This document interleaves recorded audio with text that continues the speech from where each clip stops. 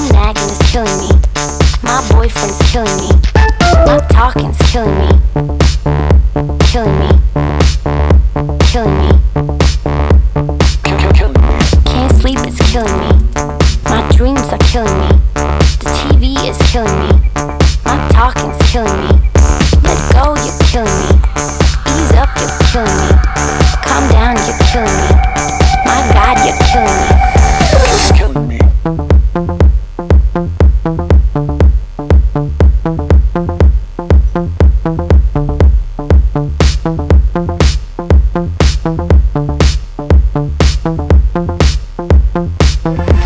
My drinking is killing me.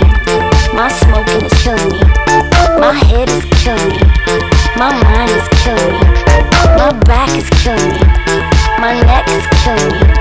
Your nagging is killing me. My gut is killing me. My PMS is killing me. My email is killing me. These hours are killing me. My toy is killing me. This flight is killing me. My manager's killing me. My mother's killing me. My landlord's killing me. My smoking is killing me. The TV is killing me. Your nagging is killing me. Ease up, you're killing me. Let go, you're killing me. Calm down, you're killing me. My God, you're killing me. Don't fucking tell me what to do.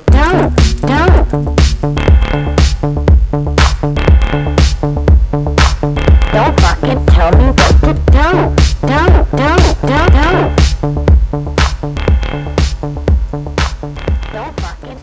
Hey. Alright, we've got a lot to get through, so shut up. Okay. Thank you. It's a weird way of saying thank you, shut up. Thank you for coming so much. It's so good to be back at Nordic Game. Once again, thank you all for cutting your lunch hour short and coming to hang out with me instead of, you know, digesting. I'm not sure if any of you have seen me talk before. I speak a lot about video games. I'm trying to do that a lot more. And if any of you still want to see me speak after today, I am totally interested in going to talk at you somewhere else. So if you know someone who wants to invite me somewhere to talk, do that. But I speak a lot about video games, mostly on design and history. I do workshops, I do lectures. Every year at Nordic Game, I try to do something a little bit different, because that's what this place is to me. It goes back to 2008 when I did my first talk here, which was a curated compendium of short stories about narrative. It's called Stories About Stories. 2 years ago, I did a talk called The Slow Death of Punk Rock. I don't know if any of you saw that. But it was mostly about Britney Spears and my thoughts on, you know, the commercialization of indie gaming, but kind of mostly about Britney. And last year I told you a story called In the Time It Takes a Heart to Beat, which was a personal piece about a phone call from a girl from another planet and what it means to spend or waste time. I would not write those talks for anywhere else, anywhere except for Nordic Game. The variety of things on the schedule today, yesterday, tomorrow, that is the value of this conference to me. You, all of you, should cherish this conference. It is special. It is not like anything else anywhere in the world. We are in a theatre in a slaughterhouse, which is something unusual. I want to thank Jacob and everyone else who makes this conference super special, because they do an amazing job every year. So, 2 years ago, we talked about Britney. It was kind of funny. Last year, we talked about Aoife, my friend from another planet. That was kind of sad. This year, I want to do something else. Here in the slaughterhouse, I want to tell you about a murder. So I spent the last year setting up my own consultancy business agency with my friend, journalist, and colleague, Lee Alexander. It's been a slow, cautious journey. I loved the idea of external consultants when I was a creative director, that you could find someone to give you that kind of external perspective that's so valuable when you're inside a company. But I never, when I was doing that, found anyone worth employing a second time.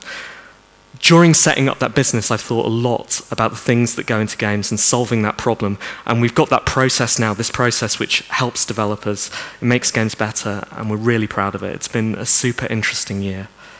I've never thought about the shape of games and what goes into every game more than I have over the last year. And that's kind of weird because a year ago, I thought I might never think about games ever again.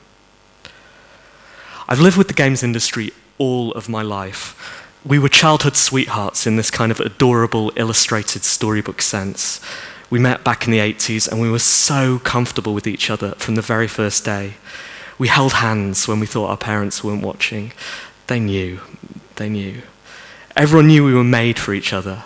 We were like this perfect match, and we grew up exploring the world together, her world. I mean, we've been through difficult times, of course. At university, we took a break. We decided that it was time to, see other people. I dabbled with music and cigarettes.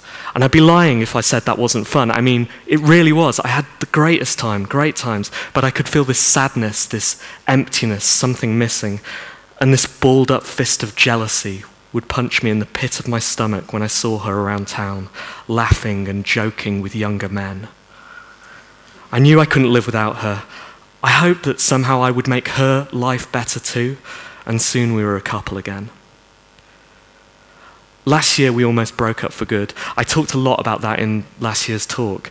It was a really painful time for me personally, but it made us stronger. I learned that no one is perfect, nothing is perfect, and life is short, much too short to waste. It changed both of us for the better. I'm more patient now. We're both more acceptant of each other's faults. That's important in any kind of relationship. Agency was the thing that brought us back together. It was the engagement ring slipped onto her finger. Recognize there are problems. There will always be problems, but recognize you can beat them together. We moved in together after that, and that should have been that, the end. But this is not that fairy tale. I should have known something was up when she didn't answer the phone. It was sometime in the afternoon and I was wandering through a bright, beautiful London between meetings. I didn't really want to tell her anything. I just wanted to hear her voice. But she didn't pick up. I didn't think anything of it. I should have known something was up when she didn't reply to the text message I sent later either. I went out straight after work with some friends to celebrate agency's first client.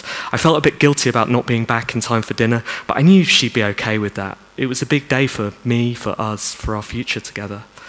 I sat on the top deck of a bus back to our apartment in South London and idly thumbed through Twitter, inhaling hits of that transient culture social media does so well. Cute jokes, curious links, thoughtless rhetoric. Free to play is killing the games industry, wrote a friend of a friend, retweeted into my timeline.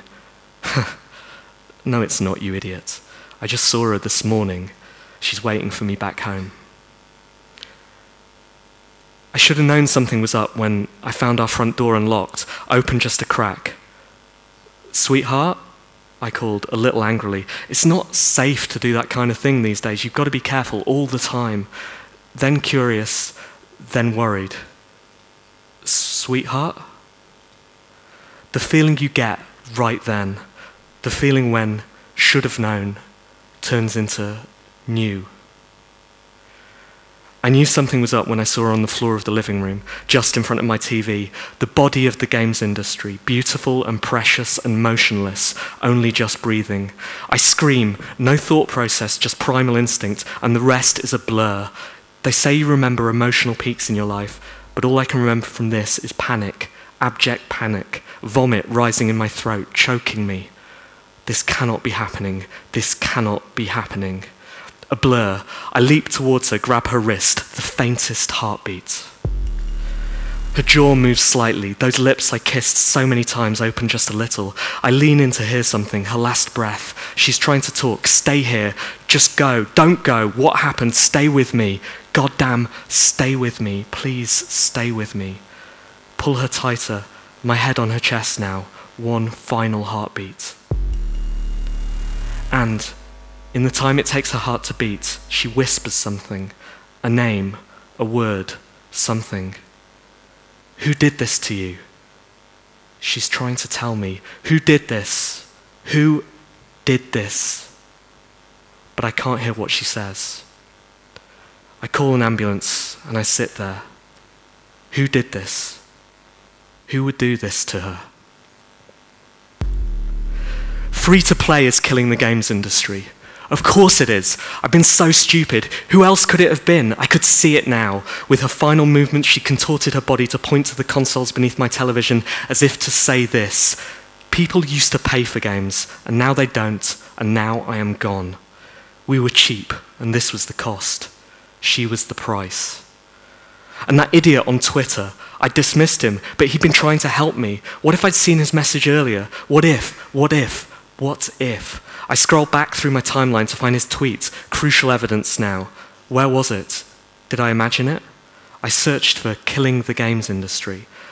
All I found were 100 more accusations. Guns are killing the games industry, read one. We could only ever come up with 2 real uses for the action button in games: jumping and shooting. Any surprise that we, killers at heart, grew up with the former and then chose to focus on the latter? I remember a tweet about a mod for Proteus that turned it into a shooter, instructing players to tape a paper gun to the screen. Gallows humour. Not so funny, really. We all know that's the only way anyone beyond me and you would ever play that game. Achievements are killing the games industry, read another. Smile at the blink and the notification if you must, but no, it is hollow. There is no joy anymore, just ticking boxes and jumping through hoops in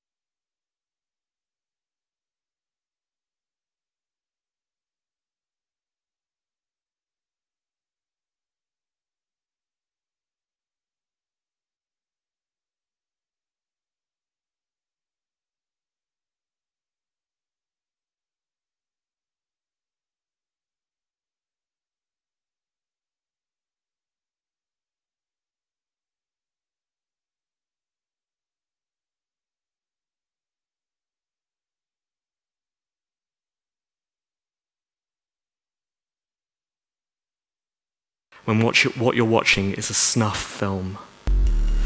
Virtual reality is killing the games industry, and if 3D wasn't bad enough, our attention deficit disorder adds another layer, like deciding to fix a terminal disease with a facelift. Oculus, Morpheus, whatever else, us.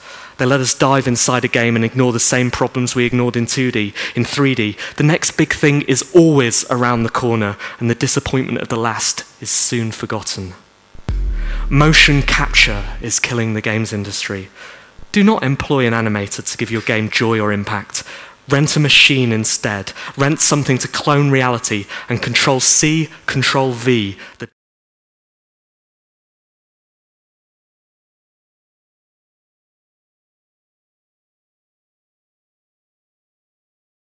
Ragdoll physics is killing the games industry.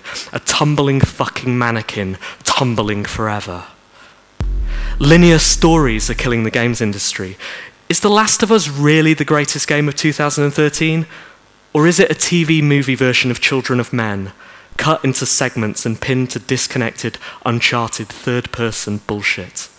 Narrative is not a waste of time, far from it, but when it is delivered as a series of sliced-up, immovable cutscenes on which the player has no effect, the story it tells is not one of zombies or spaceships, but it is about our industry. It shows us what we really want to be. It shows us that Hollywood is killing the games industry, or our pursuit of Hollywood at least, comparing ourselves to our bigger, credible older brother, using metrics like biggest entertainment launch for validation, while knowing those numbers disguise the bigger problem. Our search for gaming Citizen Kane has gone on so long that it is cliche, but the problem is not that we haven't found an answer, it's that we're even asking that question. Mario is killing the games industry. The figurehead of the industry, once a new Mario game was a big deal, now it feels like a monthly cycle, symptomatic of the industry's lack of ideas, like his hapless, brain-dead brother Link and his Zelda series. They're all great games, and they're all the same as the fucking last. Sonic is killing the games industry. Could there be anyone more representative of video games' decline than an old man with a blue Mohican raging against the dying of the light? Clichés are killing the games industry. If it's a platformer, you'll be jumping on heads. If it's an FPS, there'll be crates. If it's an RPG, you know surely you're going to a sewer level. Acronyms and abbreviations are killing the games industry. Effortless to us, poisonous code to outsiders, turning our hobby into an impenetrable boys' club. MOBA, RTS, FPS, MMO, FUCK, YOU. Local multiplayer. What's a local multiplayer game but an excuse to hang out with your friends? And when we discover that the fun part of that is not the game, but your friends, then what? Everyone looks around, switches off their game system, and starts making out with each other. Lack of local multiplayer is killing the games industry. Or, here's an idea, tell you what, let's take our hobby, already with a PR problem, a reputation for being a pastime for those who are sad and alone, and isolate it by fucking design. Online multiplayer is killing the games industry. The only thing worse than local multiplayer, of course. What would be the quickest way to kill the games industry? Not with a shotgun or a trip mine, not with poison in her drink, but something much, much more simple. Take a 5-minute audio recording of a single multiplayer gameplay session of Call of Duty and make it required listening for any parent before they give their kids a console. Esports are killing the games industry. This is your future, the cream of that obnoxious adolescent crop. 1 million people who self-identify as gamers, all screaming over an impenetrable future you neither know nor care about. Their sponsored, branded mechanical keyboards spitting out a background metronomic click-clack to their grotesque, euphoric grunts. Keyboards are killing the games industry. Keyboards are killing the games industry. At first it was a fudge, the only input method to which coders had easy access. Now QWERTY is all but universal, and WASD, WASD, is an unwritten standard, deforming hands across the planet into ugly claws, gargoyles hunched over keyboards with tense, angry talons. How can arbitrary arrays of digital buttons be the best way of interacting with our worlds? They are for writing a suicide note, not for dancing. Joypads are killing the games industry. More comfortable than keyboards, perhaps, but the technology is still the same. Think of what is lost when we distill the nuance in, say, a jump down to a single press of a digital button. Do analog sticks help, or do they fool us into thinking we have more subtle personal control? Except even then, the deepest way we can differentiate between players is over whether they invert the y-axis. And these angry alien shapes, the joypad kills as much outsider interest as anything else. I have never, ever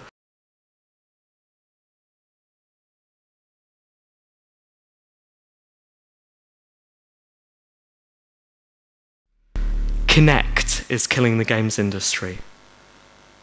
Not the actual camera, but the hysteria that caused it to be dropped. We did the very worst thing we could. We climbed on a bandwagon, retweet, retweet, retweet, and we killed one of the few avenues we were still exploring, something that might have let us discover something new, or at least escape the tyranny of digital buttons. Gimmicks are killing the games industry. We learnt nothing from the great plastic guitar explosion of '08, a period that ended with men literally throwing guitars into volcanoes, and threw ourselves headlong into the next distraction. Like how motion control is killing the games industry, because I never, ever, ever want to tilt to fucking move. Or AR is killing the games industry. Or location awareness is killing the games industry. Or motherfucking QR codes are killing the games industry. No. Skylanders is killing the games industry. There was a time when you bought a game and that was that. Now the successful ones must be monetized with add-ons, largely virtual but sometimes real, and never more symbolic than the gaudy plastic trash of Skylanders. This serial toy junk, designed with absolute cynical intent, is no more interesting or innovative than repackaging crack cocaine for children. That is what we are now, drug pushers. That is what this was. A drug-related incident. No sympathy. The cops saw it coming. resigned shrugs across the police station, and, in a nearby mortuary, the corpse of the games industry lies cold, a sad story that teaches us nothing.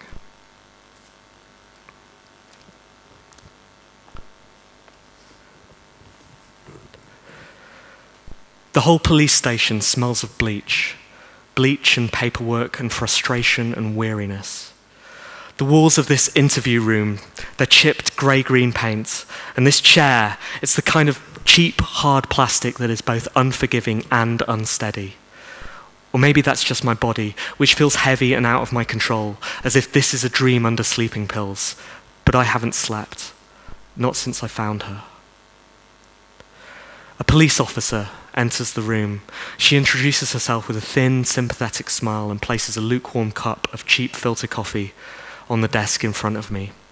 She sits down opposite, and I tell her all about how I found the games industry's body. I tell her everything I remember, just like I just told you. It's a short story. There's not much to it. She's quiet throughout, and she takes notes with serious intent, pausing only to look up and add, "You're sure?" a couple of times. That's all I can remember. "Okay," says the police officer, and places her pen on the desk and looks at me with a gaze that shadows words she said 100 times before. "I'm so sorry for your loss. I can't imagine what you're going through." I nod. "Now, can I ask you about your relationship with the deceased?" "What do you mean?" "Was everything okay between you?" "Well, we'd had a tough year, I guess. But we turned things around. It was fine." "You never felt like leaving? You never had any second thoughts?"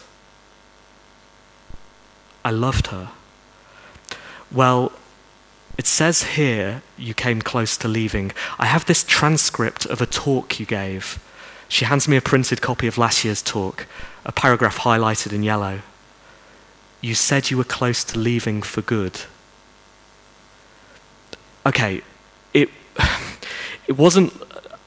Look, I loved her. It was a really difficult time. "Okay," says the police officer, pointed silence. "So, you were with your friends yesterday evening?" "Until about 9, yeah." She flicks through the papers and brings another sheet to the top, a list of numbers and times. "See, your phone records say you were on a bus at 8:31 p.m. "All right, I went home a little earlier. I don't know." "And one of your friends confirmed this, right?"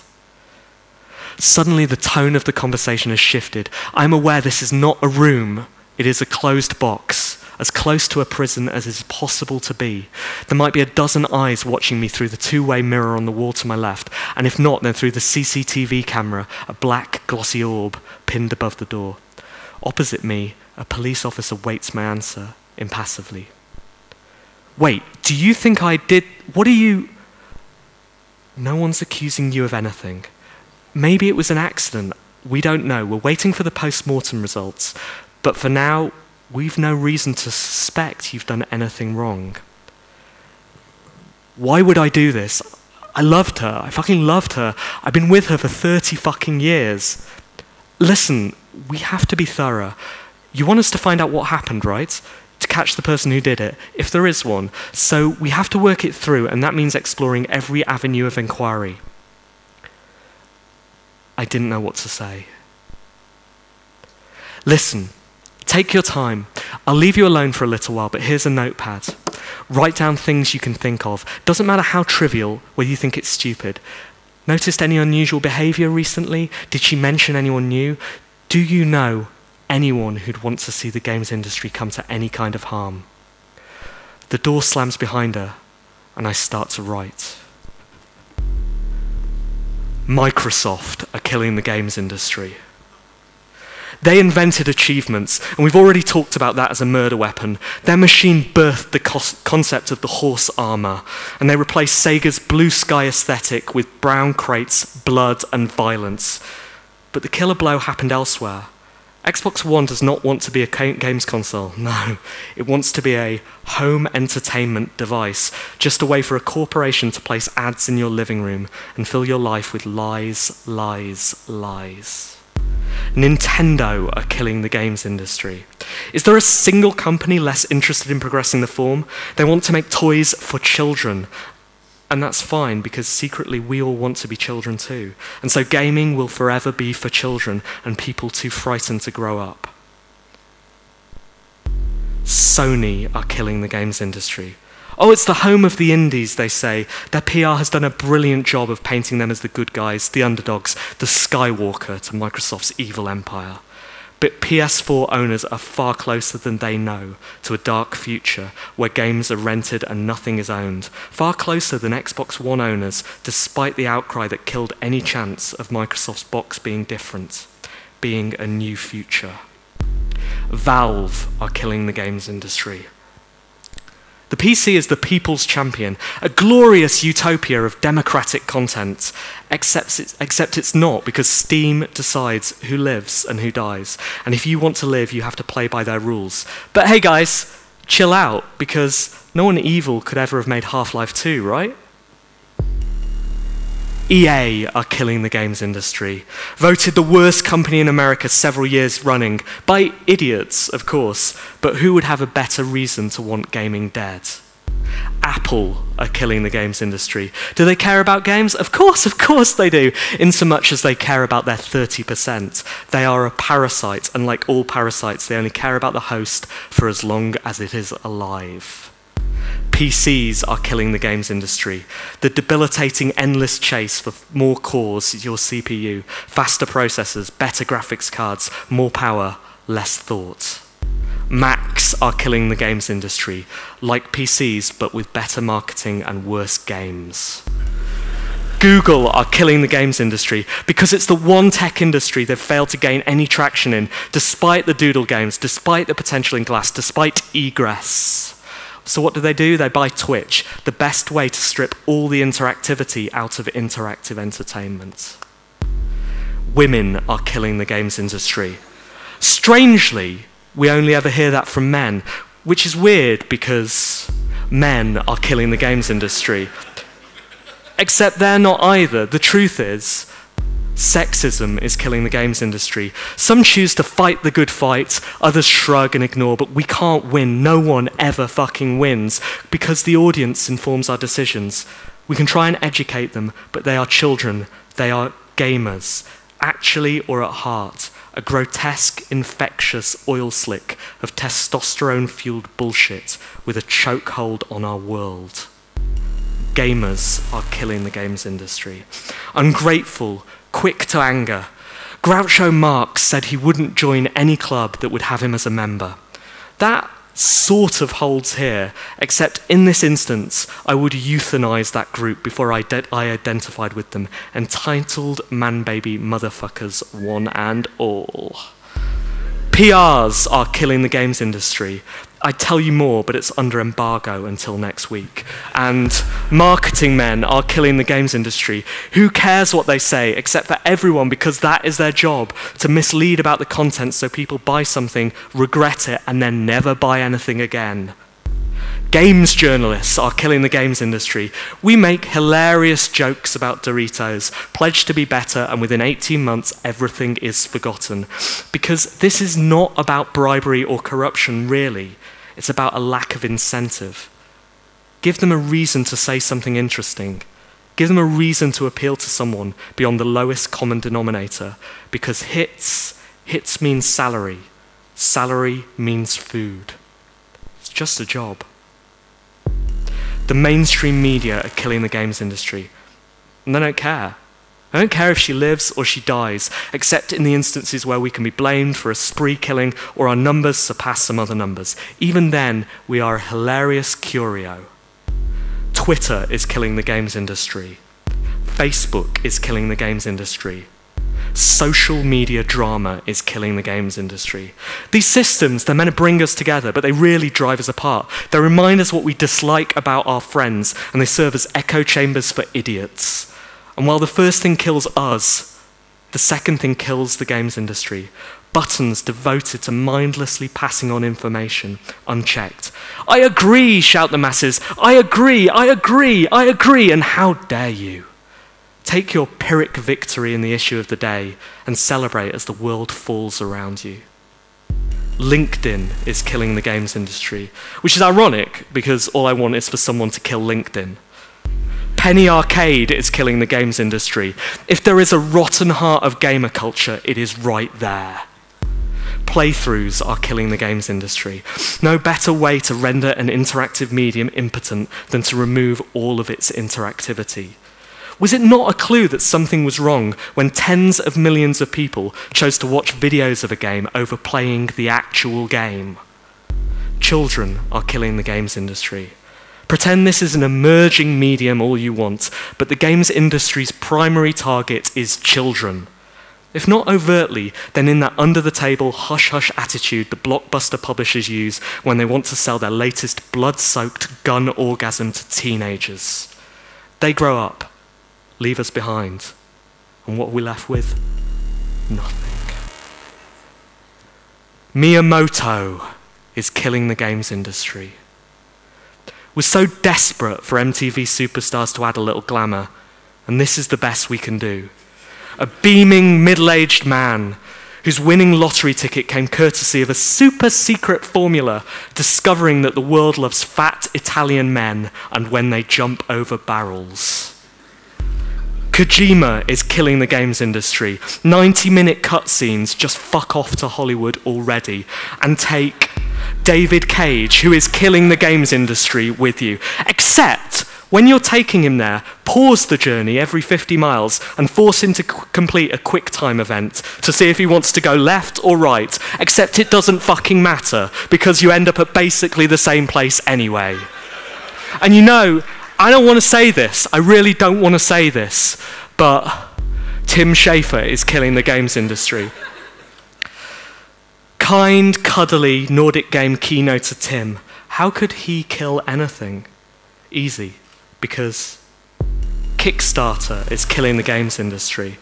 Whisper it quietly, but we lost faith after Schafer, didn't we? Broken Age slipped, couldn't meet its promises, despite massive overfunding, and dozens of other flagship successes are still to arrive. Now we are loaded with cynicism, and those games that do make their targets, they only attract backers by woefully overscoping, further fueling the cynicism when they fail to live up to expectations. Back amplitude right now, by the way. Post-mortems are killing the games industry. Our voracious appetite for the car crash reports on Gama Sutra, which we claim we're reading out of intellectual curiosity to educate ourselves, but secretly we wolf down with Schadenfreude.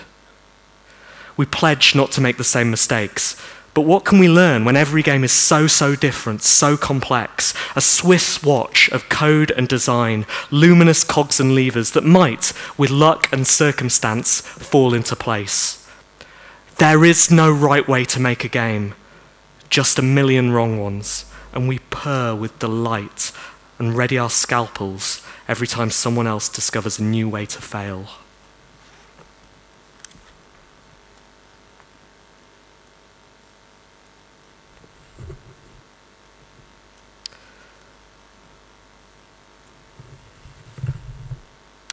That night, I dreamt of the games industry's post-mortem.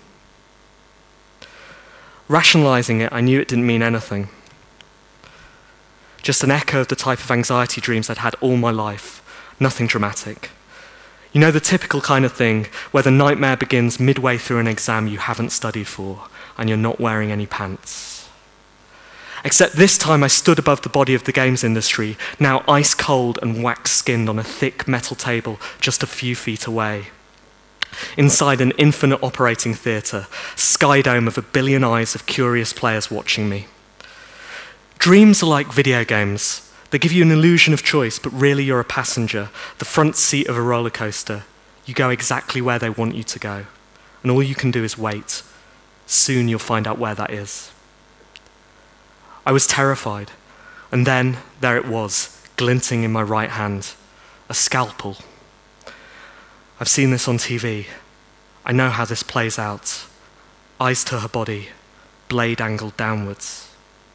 My hands shook, the cold metal of the knife, both weight and momentum, gravity, slow motion or slow movements.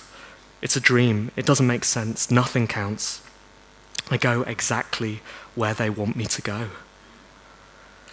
Steadying one hand with the other, I began just below her neck and traced a single cut downwards across the pale, almost translucent skin, across her chest bone, further still. It was easy, too easy, like cutting through cloth or leaves or snow.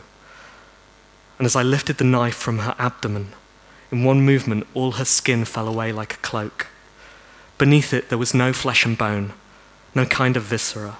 Instead, words wrapped around other words, strung out syllables on ticker tape of light, bound together to form the contours of my dead partner's body. The words were all the things I've mentioned, all the things I'm yet to mention, taut and twisted like sinews. I placed my hand inside her chest, wrenched out a fistful of the tape, my surgical glove dripping with typography, and I started to read. Violence is killing the games industry, cutting people from throat to belly, subconscious grinning, drooling, desperate for the viscera, pulling out guts with your bare hands. First-person shooters are killing the games industry, boom, headshots. MMOs are killing the games industry. There's no such thing as playing an MMO. You might as well play crystal meth or play Microsoft Excel. Indie games are killing the games industry. The good guys, the great new hope, saving the world, or at least giving it credibility and emotional resonance. You know, the funny thing, in the early 90s, people claimed that platformers were killing the games industry. We were furious about every half-assed license. The only difference now is that those games are about cancer, not RoboCop. So actually, maybe, platformers are killing the games industry. I mean, is there anything more ridiculous than a platformer? A game based around jumping. When does anyone jump that much? Anyone. It's a default, a reflex, a bullshit fallback in place of something substantial. We discovered jumping in 1980, and we have not had a better idea since. Innovation is killing the games industry, or the lack of, and perhaps that's the point. We haven't had an idea because there aren't any. So let's accept there is nothing new left to be discovered. Chisel our finite list of games into a mountainside somewhere and get content with making them over and over again. Except sequels are killing the games industry. Hey, have you had a good idea? Here's another one. Stick a number on it, increment until people die of exhaustion.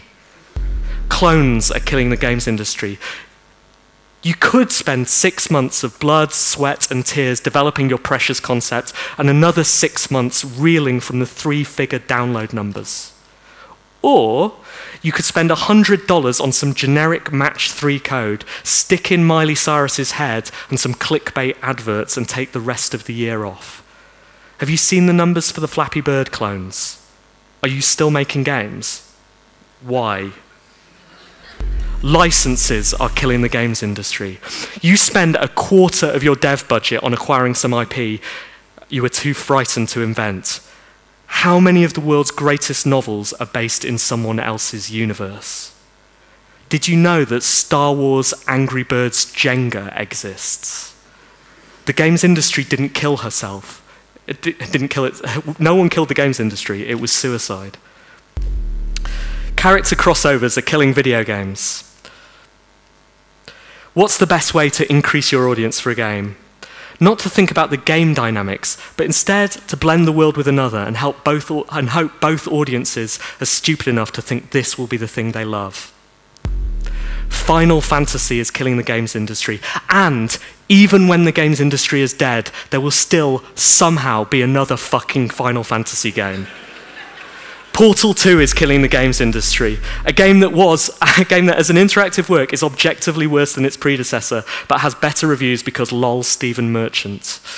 Halo is killing the games industry, just like Halo 2, Halo 3, Halo 4, Halo 5. Platform exclusives are killing the games industry. Try explaining to someone who doesn't know about video games why you can't play Mario on a PS4 or Uncharted on an Xbox. Try explaining to developers why they have to refactor their multi-platform experience to fit several different specs, controllers, and heavy volumes of TRCs. Explain to me why 30 years of console wars have left us just as fragmented as we've always been.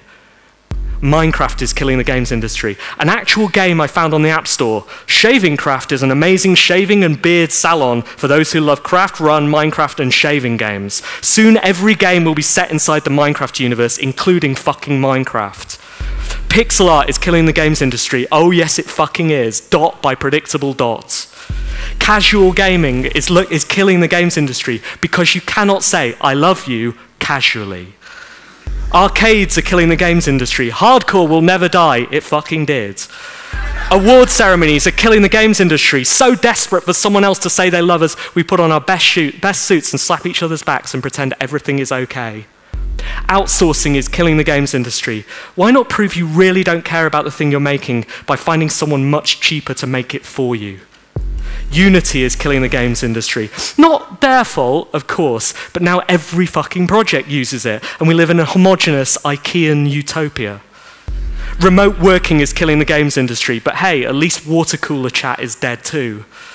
Crunch culture is killing the games industry. Anyone who has ever worked at a development studio knows this. By the end, games are not crafted out of love, but out of hate. Finish this. Won't someone finish this? Air conditioning is killing the games industry. We used to go outside. We used to enjoy the fresh air, the sun. The heat inside used to remind us to do that. Now we don't even have that. Digital pricing is killing the games industry. We had an opportunity to do something different. The big number issue could have gone away. We didn't do it. Netflix is killing the games industry. Not just because modern day consoles are expensive Netflix machines, because their distribution method, now proven, will be the one you see in gaming in 40 years. You will never own a game again. Censorship is killing the games industry. Every game built for everyone, all the rough edges smoothed away until there's nothing left. Outrage is killing the games industry. We are perpetually trolled and eternally navel-gazing. Old white men are killing the games industry. Conferences are killing the games industry. Everyone's sitting around talking about how they're going to change the world. No one actually bothering, emerging from the conference center into a post-apocalyptic wasteland, a funeral just in front of them. It was a simple service. She'd asked to be cremated, and in her will instructed all the video game IP to be cremated with her. Outside the funeral parlor, wispy, dark trails of smoke twisted briefly into shapes of Pac-Man, Mario, and Master Chief, before the wind rushed through the trees and dispersed the clouds forever. Later on, I sat with Apple on a bench near the fringe of the wake and watched 500 million people eat canapes and make small talk. Heads were shaken in sorrow, shoulders shrugged, bodies and hearts absolved of personal guilt. We couldn't have done anything, whispered the crowd. We couldn't. No, but it's sad, so sad. Just one of those things. So, what are you going to do now? Apple said. I don't know, man. I haven't thought about it, I guess. I mean, I'm not saying you should move on. I mean, God, no, Apple continued. I mean, you loved her. We all loved her. Yeah. But, you know, in the future, you've got a future. It's important to remember that. I didn't know what to say, so I didn't say anything, just looked over at the crowd, wondered how they'd remember her. Maybe they wouldn't. Hey, maybe I'll introduce you to music, said Apple. Dude. Yeah, I know. I mean, when you're ready. Perhaps reading my expression, Apple patted me on the shoulder and made his way towards the bar to mingle with everyone in the middle. I didn't want music. I didn't want anyone, anything. Anything except to close my eyes and wake up somewhere else. 10. Middle management is killing the games industry. A young, vibrant industry grows older by the day, pushing skilled, fired-up workers into creatively dead management roles. What do they do there? Most of them don't even know themselves. Nothing but make bad decisions and provide a perfect metaphor for the industry itself. Too old to recognize what's good, getting older every day. 9, publishers are killing the games industry. We thought we'd killed them, but like zombies, they rose again. Collectives rise from communities of indie developers, band together to form new Activisions, just as Activision did 35 years ago. Read your history. There is nothing new under the sun. 8, developers are killing the games industry. Not as a whole, but as a structure. We build one game we love, we form a team around that idea, and then we scrabble around for the next paycheck and an idea to fit the same team. We are not led by ideas, but by survival. This is just a job. The future is killing the games industry. Keep your eyes on the horizon. There must be a better tomorrow.